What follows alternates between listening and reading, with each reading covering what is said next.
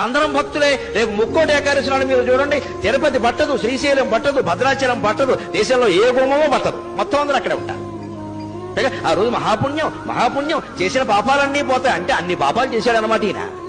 అసలు ముందు వీళ్ళు పాపాత్ముడి కింద గమనించాలి. ముక్కోటి ఏకాదశి నాడు పరిగెట్టుకుని గుళ్ళో పెడుతున్నాడంటే ఇంత పాపాత్ముడు ఇంకొకడు లేడు. పాపం చేయని వాడు వెళ్లాల్సిన పనిలా వాడు ఇంటో వాడు ఉంటాడు ఖచ్చితంగా.